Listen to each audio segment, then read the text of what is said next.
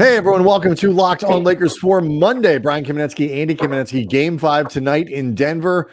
Who's going to be playing for both teams? Potential big swings in both directions. We'll tell you about it next.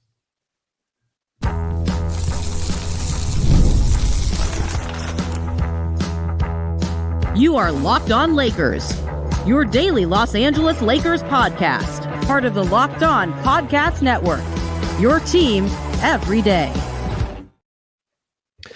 Thanks to everybody for making Locked on Lakers first listen of every day, Monday through Friday, no matter how or where you get your podcasts. This one's always free and never behind a paywall. Locked on Lakers on YouTube, so we can go hang out with over 23,000, darn near 24,000 now subscribers, all wondering if the Lakers can steal a win in Denver tonight in Game 5 and send it back to the crypt for what would become a very interesting Game 6, to say the least.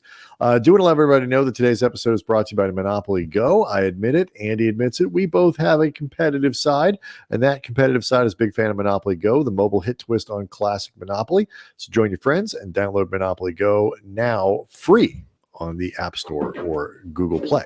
So, it's still a lot of people sort of dissecting what happened in Game 3 to try to figure out what the Lakers can then put into Game 4 to figure out what they can put into Game 5. But one of the things that could be very different, Andy, is the availability of players on both teams. Jarred Vanderbilt for the Lakers upgraded to questionable.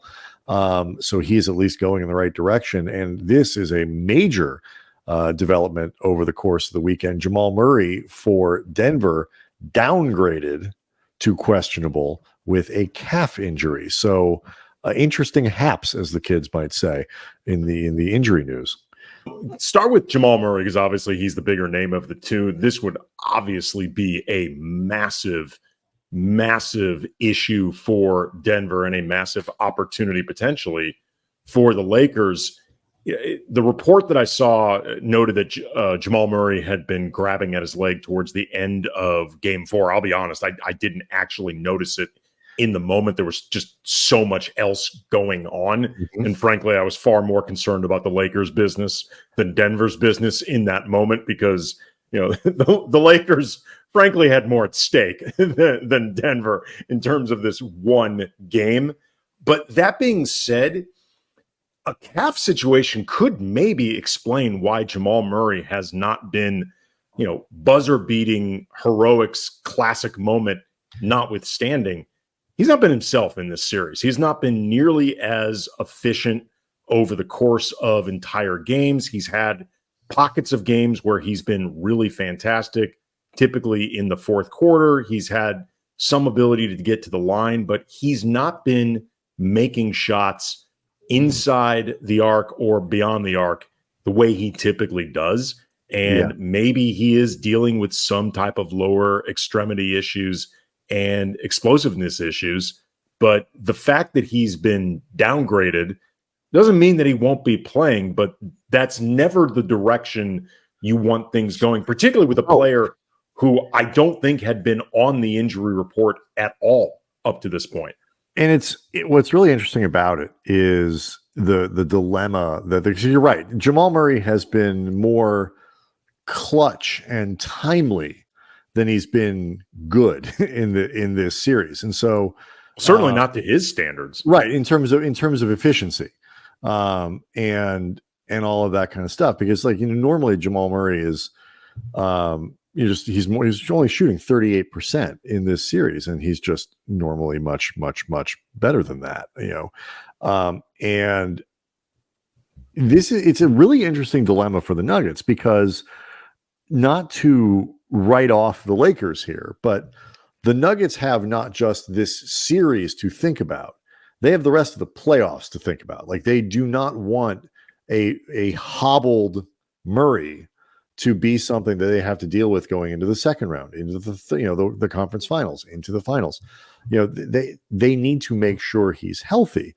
And they do have in this series, it was a quick turnaround from LA to Denver, from the Saturday to tonight for the game, but they do get an extra day off between games 5 and game 6.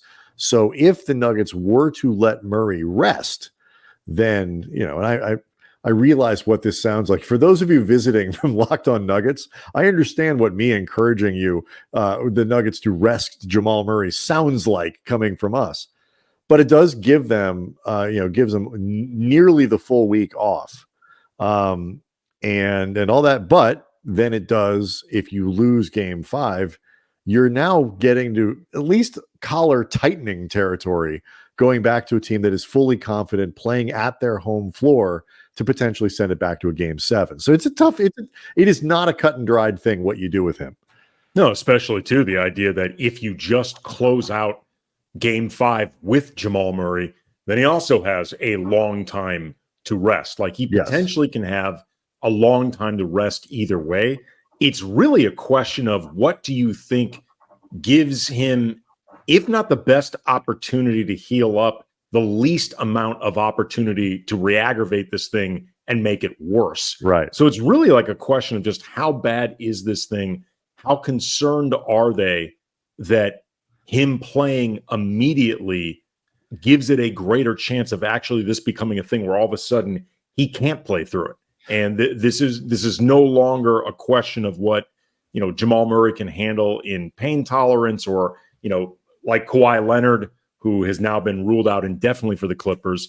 If you watched Game 3, he was actively hurting the Clippers by being on the floor on both sides of the ball. Correct. Kawhi Leonard was bringing them down. Yeah. So you don't want to be in that type of situation.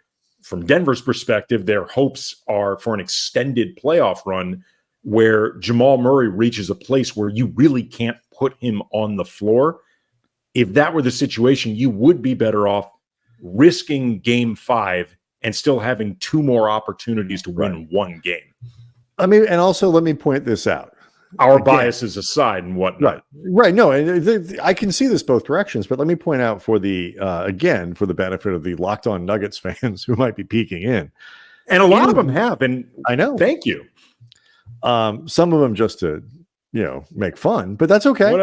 Traffic's traffic. A view is a view. Like they don't know. Yeah. It is a reasonable belief on the part of the Nuggets that they could beat the Lakers at home without Jamal Murray. Like it is not one of these situations. Well, if we don't play Jamal, we're pretty much folding up the tent for Game 5 and assuming there will be a Game 6. The Nuggets could absolutely win that game. They are used to playing without Murray. It's not like this would be a brand new thing. And I gives the Lakers a much better chance to win a game that I think Denver will be taking far more seriously and with a greater level of intensity and focus than they had in Game 4, because they don't want to play Game 6. They don't want to go back to LA to play Game 6. But I just want to put that out there that the other part of this is Denver could sit him, saying there's still a pretty good chance we win this game because we are the defending champs and we're used to playing without Murray. So I could see them going in either direction with this. I mean, what's hilarious about this, and I'm sure all of the Locked On Lakers viewers and listeners are thinking right now, of course he's going to play, because everybody who's ever on the question on the injury report with status, if you are a player of notoriety, all-star caliber, all NBA caliber, or in the case of Jamal Murray, a playoff effing killer, of course that guy's going to play. Like, nobody ever misses a game against the Lakers. It often seems like. If the Bucks want to get Giannis and Lillard back on the floor, the key would be just figuring out how to get a matchup against the Lakers between now and then, because that will magically heal both of them. The other side of the coin here, though, because obviously Murray is the big name, is the ascension of Jarred Vanderbilt from out to questionable, and we've been skip doubtful. Yeah, we just went zipped right past that one. I got your doubtful right here, Jack. Oh, look, there it went. Entering Doubtville, leaving Doubtville. And so this would be, in theory, if Vanderbilt could play the second straight game. The Lakers have welcomed back a player that has been missing for a very long time, but the context between him and Christian Wood is very different. And we'll talk about what impact Vanderbilt could have if he returned next.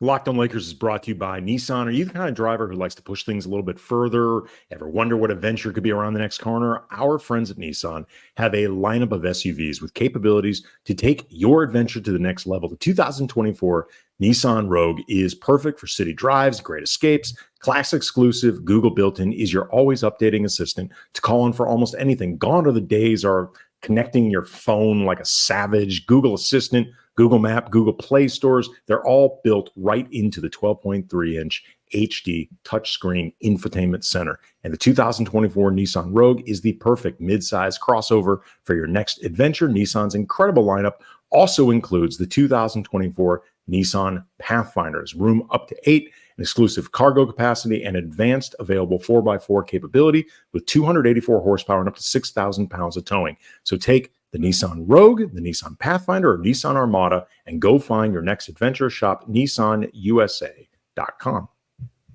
All right, we gotta talk a little bit about Monopoly Go, a big sponsor of Locked On Lakers. I know what you're saying. We've talked about that, but there really is that much good stuff to get into with this game. In Monopoly Go, you can team up with friends for time tournaments where you work together to build up each other's boards, and the more you win together, the more awesome prizes you unlock. And there's so much stuff you can get. Unique stickers you can trade with friends, to complete albums for big prizes. There are cool new playing pieces to travel the boards with, hilarious emojis for taunting friends when you smash their buildings or heist their vaults. Plus, Monopoly Go feels new and exciting every day with constantly changing tournaments and challenges, and a ton, including their own mini games like digging for treasure or a robot pachinko machine. And there's always new and timed events that help you win big, massive multipliers for everything you win. And so Go, there's always something fun to discover in Monopoly Go. So get off the bench and download it for free on Google Play or the App Store. Game on. Reminder, the Lakers play the Nuggets tonight at 7 p.m. Pacific time, Game 5. Obviously, the Lakers have to win. Catch every Lakers game on the hometown broadcast with SiriusXM on the SXM app. Search Lakers. All right, so Christian Wood was available, Andy, for Game 4 for the Lakers, and not surprisingly, did not play. He has not played in weeks, and the Lakers, I think rightly, chose not to just throw him into Game 4 of the playoffs as like welcome back. Jarred Vanderbilt has been out not longer, I believe, than more or less the same amount. But they're pretty close to each other, both in early February in that Valentine's Day realm. He obviously would be in a similar situation. But I actually could see if he's available to play. I'm not saying he'd get out there and play 25 minutes, 30 minutes, whatever. But I think if he's available, there's a much bigger chance he actually gets out on the floor to play. Yeah, absolutely. I think if you can, the difference between, say, Christian Wood and Jackson Hayes, who is the guy that, is the backup center if Christian Wood is not available, is, Jackson Hayes, he played 6 minutes in Game 4, and he's averaging about 6 minutes a game. Like, those minutes, even of itself, they're not. I mean, I think they were consequential enough that I would have. You and I debated this going into Game 4. I would have liked to have seen Hayes play just because they've been getting killed on the glass, and I thought he could help there. He did get 3 rebounds in 6 minutes, but ultimately, we're not talking about that large or multifaceted of a role to begin with. Right. In the case of Jarred Vanderbilt, there is a lot that he could provide that they are looking for in different multifaceted ways. And I also think it's really clean to find the minutes for him. Like, I don't think it'd be that difficult. First of all, you just give him Jackson Hayes' minutes because it's become pretty clear Darvin doesn't really want to play him unless he has to. So there's around 6 or so anyway. I also, Spencer Dinwiddie's averaging about 15 a game. I would not mind giving Vanderbilt about 7 to 10 of those and then divvying up the rest between some combination of Gabe Vincent, D'Angelo Russell, and Austin Reeves. The idea being, A, you go bigger which I think they're always better off if possible against Denver. B, everydayers have heard me rail on about this for a while. I've wanted Darvin Ham to consolidate the minutes between Spencer Dinwiddie and Gabe Vincent anyway, because I think trying to play both of them is not giving either one of them enough time on the floor to really catch a rhythm, or the other guys to get into a flow with either of them. I would choose Vincent because I think he's been better. And I think Dinwiddie, he's not giving them anything offensively right now anyway. So you might as well, again, get bigger, but also with Vanderbilt, address some of the weaknesses that they've been having, namely rebounding and physicality. Like, he can do certain things out there that Dinwiddie isn't doing, while at worst not providing the offense that Dinwiddie isn't providing. I think the big difference between like let's get bigger with Vanderbilt versus let's get bigger with Hayes. I mean, Vanderbilt is obviously not as large as Jackson Hayes. It's not the same kind of big, but by Lakers standards, adds a ton of rebounding and obviously length. Is that he can do it while not compromising your defensive matchups. He is, in theory, and this is a tall order for a guy coming back from an injury, hasn't played a live game in a while. But in theory, you can, he's switchable. You can guard guys on the perimeter. He can chase through stuff better than Rui. I mean, you talk about players that can, where he can take some of the minutes. I think some of them could come from Rui, who has not been particularly good, particularly defensively in this series. Really, that's strong. True. And so it is, I agree with you. It's easy to find the minutes for him. It is a natural fit to find things. The Lakers have responded to Vanderbilt's minutes this year when he's been healthy. I mean, remember, there's that first stint when he first came back when he was not very good. And then he finally got healthy after the initial injury, played poorly, got healthy. Then he was amazing. And then he got hurt again. And that, as much as anything, is what I think changed the outlook for the Lakers in terms of their legitimate championship hopes, how high they could rise in the West and all that kind of stuff. But the other big reason I think you would see him is just that more than any other player, I think, on this team, Vanderbilt kind of gives them an emotional and spiritual sort of lift that even 5 or 10 minutes of just seeing the guy out on the floor and he's going to make 1 or 2 hustle plays, or he's going to do something that gets you fired up. Like, I feel like that's got value. You got to be real careful not to lean too much into a guy who hasn't played since February or whatever it is. But I just feel like there are knock-on effects with how Vanderbilt lifts the group that make it worth putting him on the floor, that in ways that, no disrespect to Christian Wood, they don't with him. Well, without reading too much into comments said at practice and stuff like that, because, we're only occasionally able to attend practices because of how infrequently they practice, whether or not they match up to our schedule, stuff like that.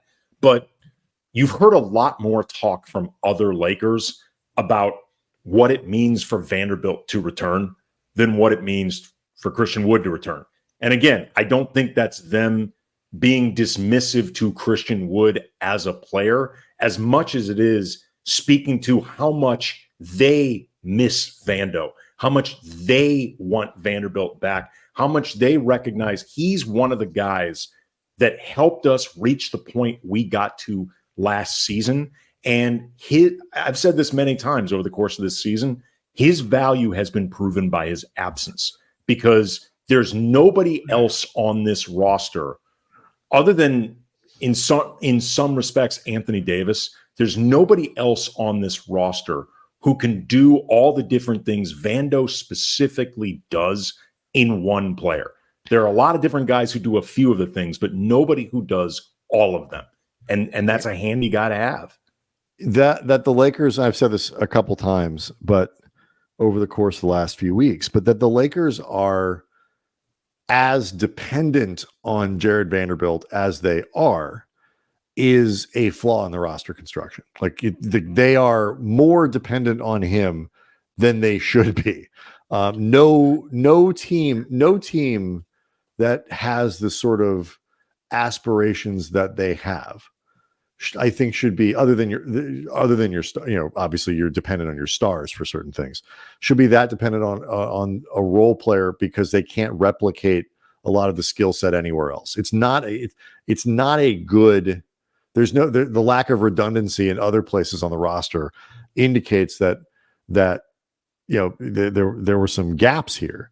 But I will say, of all the things that I didn't quite forecast correctly about this roster, their dependence on Vanderbilt was one of them. I thought there would be more ways. I wasn't even sure at the beginning of the season, given all the players that they brought in, given Rui's, big contract and what I thought you might get from Christian Wood and so on and so on and so on. I wasn't totally sure there, like, if you didn't start Vanderbilt, where he was even going to fit in the rotation. It'd be hard to get him minutes. I absolutely just spent a lot of time talking about that before the season started. And, I was wrong about what they needed from him and his impact. And it showed both in his absence, but then in that stretch of whatever it was, 15 or 20 games when he really was playing at a really high level. So I think you'd have to temper your expectations for sure. But if he can get on the floor, I think he plays 10 minutes or 12 minutes. I think they throw him out there and see what you can get, because just the adrenaline rush, I think, from him playing and whatever, I think you get him out there, you play, 6 minutes in the first half, 7 minutes in the first half, get him off the floor, and maybe you try it again in the second, but hope you get are you +2 in those minutes? Are you +3? Can you beat that's might be enough to tilt the game. I don't know. Again, I've thought that he's been extremely valuable all season. I thought he'd be valuable heading into this season. So I think it would matter a lot if you can even get 75% of Jarred Vanderbilt. I think it could be helpful for some of the things that they've been missing. And he's so important literally for this matchup in terms of how you have to defend and trying to sort of overcome, allowing you to stay big in ways that you otherwise haven't been able to, because Rui is just so poorly constructed really for this series. So maybe a little bit more on that, but want to talk about the challenge that is in front of them for Game 5, as well as just a reminder of how good Anthony Davis has been. That's next. Locked on Lakers is brought to you by DoorDash. Mother's Day is coming, and it is so important to make your mother or the mother of your children, a mother figure in your life, smile. Moms are a gift, and therefore they deserve gifts. How about some flowers or some other surprise delivered on the very same day with DoorDash? Surprise her with anything from roses or chocolate or the latest techie gadget that she's into. Or, as my advice, don't try for clever points. Cut out the guesswork and just ask her, what do you want? And order that, because it'll make her happy. But either way, whatever your strategy, all these gifts can arrive at the door via DoorDash. Shop with savings that would make her proud. With a DoorDash membership, you'll save with a $0 delivery fee and reduced service fees on eligible orders from DoorDash merchants that meet the minimum subtotal, with other fees, including service fees, applying. Terms apply. Get all the Mother's Day gifts all in one place and get 50% off your next order, up to $15 when you spend $15 plus on the next flower, convenience, grocery, or retail order with the code LOCKEDONNBA. That's LOCKEDONNBA. Order using DoorDash today. Terms apply. Reminder, the Lakers play the Nuggets tonight at 7 p.m. Pacific time, Game 5. Obviously, the Lakers have to win. Catch every Lakers game on the hometown broadcast with SiriusXM on the SXM app. Search Lakers. Spent a little time on Sunday's show following Game 4, noting the performance of Anthony Davis and just how good he's been over the course of the series. The Lakers are down 3-1. But they'd be down 11-0 if it wasn't for Anthony Davis. This would have been the Nuggets in 2. 30.5 points per game, 62% shooting. He's hitting 83% of his free throws. He's got 16 rebounds a game, 4 assists, a block and a half a steal. It is a stunningly good performance that is, if the Lakers lose tonight, I think risks getting lost and potentially sort of forgotten, certainly by the national media, who are going to be dissecting this Lakers team, and rightly so, over the course of the offseason. We'll be doing the same. But I do think, at least among Lakers fans, that there's a recognition that it has not gone well. The Lakers are, not getting what they need from the supporting cast, but Anthony Davis has shown up. And I do get that sense, like reading through the comment section today on the Locked On Lakers YouTube page. When we did this spent a lot of time on this for Sunday. I was really curious how people would react. And my reading of it was no, this ain't on him. And, we will remember that he was present and accounted for in this series. I think it's good to see. I hope so. He deserves it. I mean, this is an incredibly difficult matchup, not just because of the team that the Lakers are facing, but because AD is spending the majority of his time guarding the best player on the planet and having to account for him at all times. And Nikola Jokic is, frankly, a matchup-proof, borderline, if not totally unguardable player. And he's a damn problem.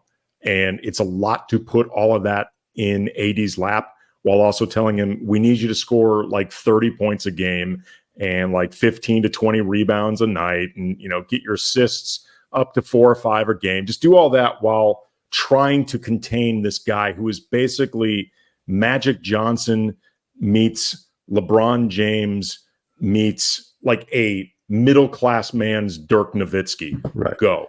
And also, that's by the way, brutal. Apparently, despite the body type, never gets tired.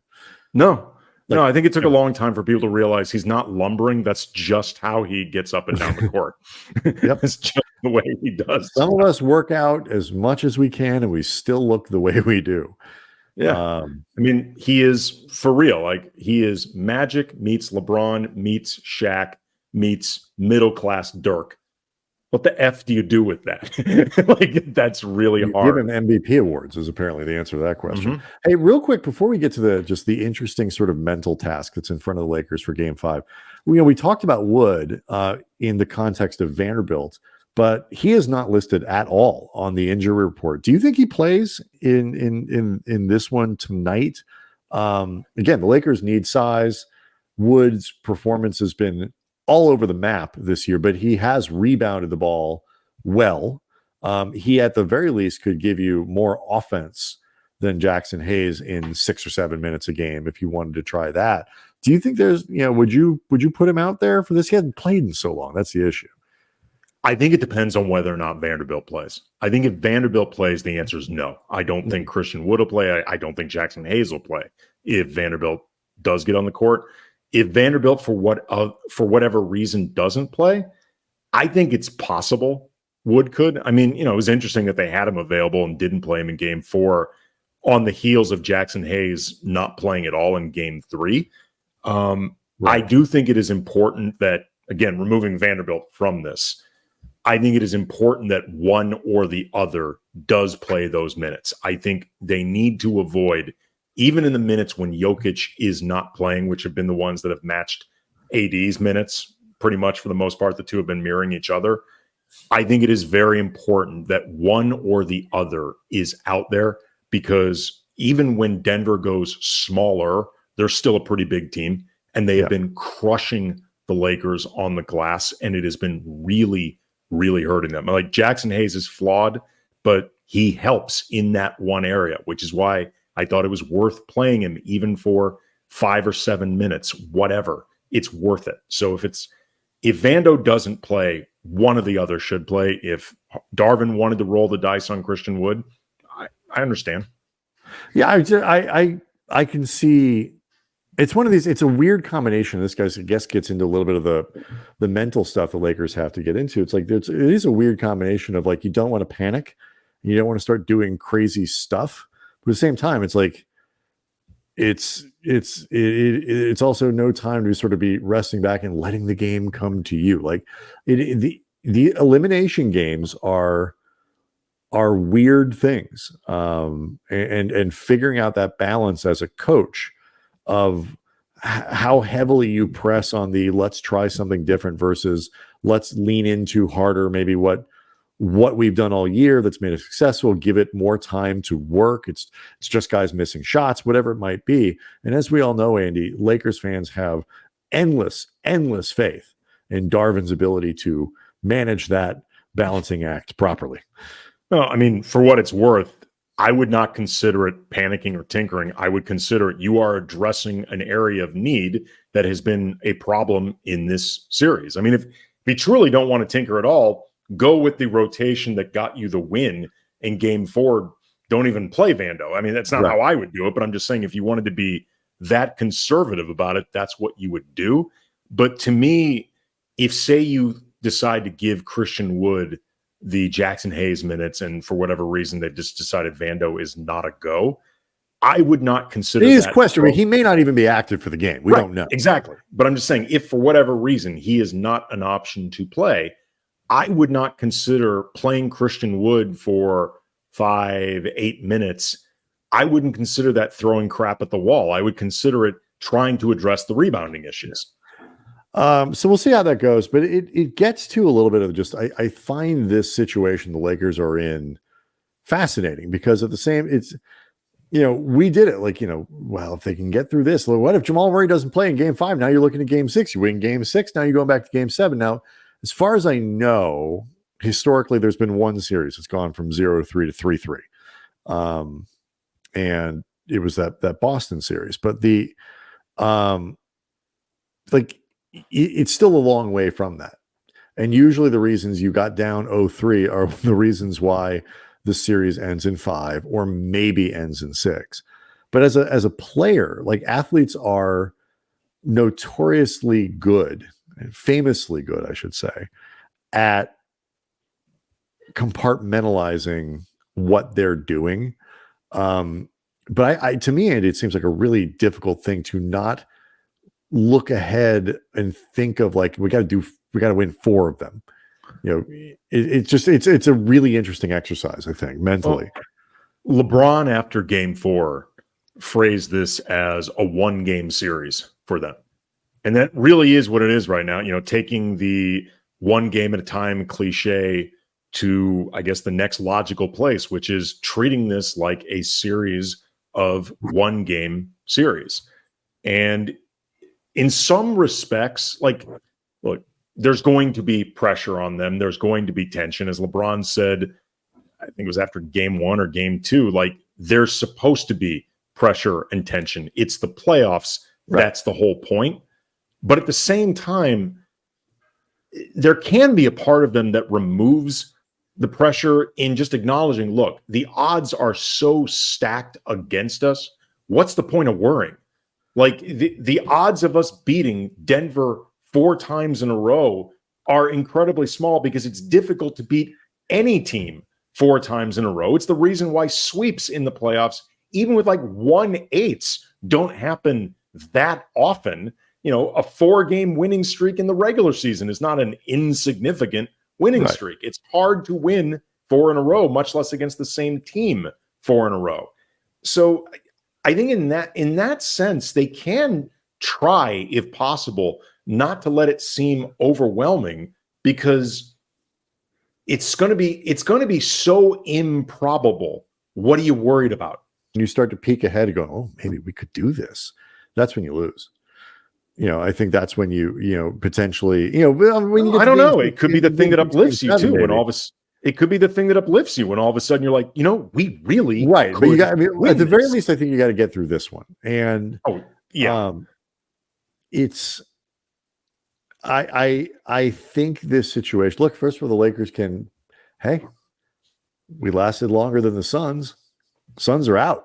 They got swept.